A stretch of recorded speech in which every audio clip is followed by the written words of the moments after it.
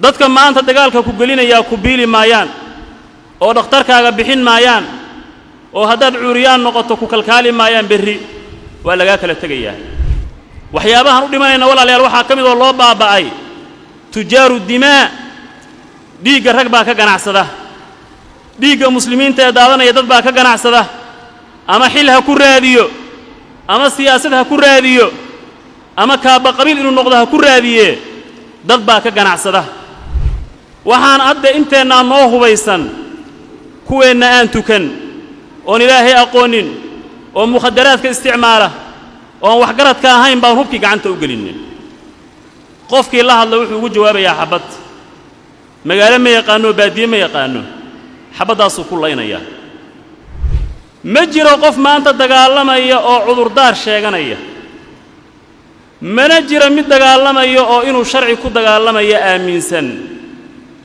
imaamu nawawi raximahullahu tacaala markuu fasirayo kelimadda ah alqaatilu waalmaqtuulu fi nnaar kan wax dilay iyo kan la dila naartay gelayaan waxa uu leeyahay waa marka loo dagaalamayo casabiyad iyo qabyaalad labaduba naarta isla gelayaan waa ninkii la hormara iyo midka maaragtay lagala hormaray intuba naartay isla gelayaan waa wax marka laga murgo laga yaabo nabigu wuxuu alayhi salaatu wasalaam yaxsabu aktharuhum annahum calaa shay walaysuu calaa shay maalinkaa dadka joogaa waxay u moodaan inay wax weyn u dagaalamayaan laakiin wax jira u dagaalami maayaan rasuulka ka sheekaynaya salawaatu ullaahi wasalaamu calayh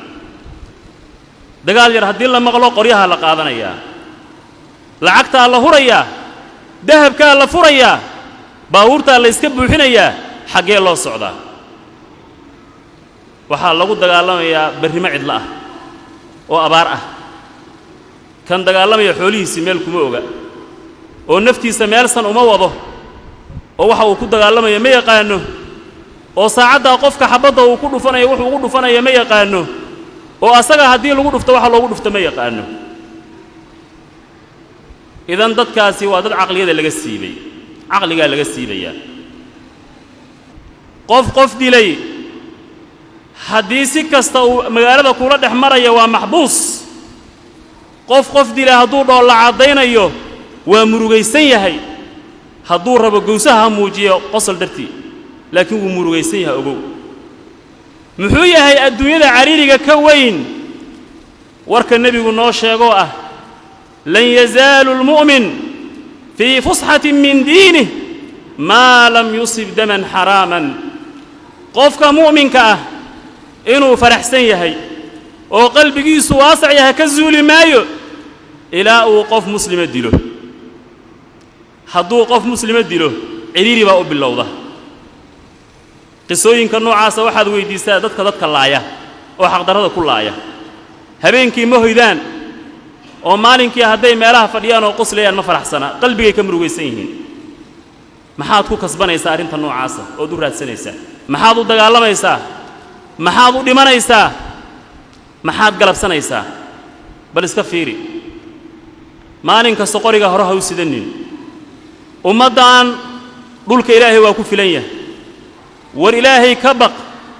arrimaha noocaasa ha noqonin qofka dadka muslimiinta dhiigooda beemushtarka ka raadiya ha noqonin maxaad ilaahay la hortagaysaa waa suuragal maanta inaad xil adduunyo hesho laakiin birri maxaad ilaahay la hortagi doontaa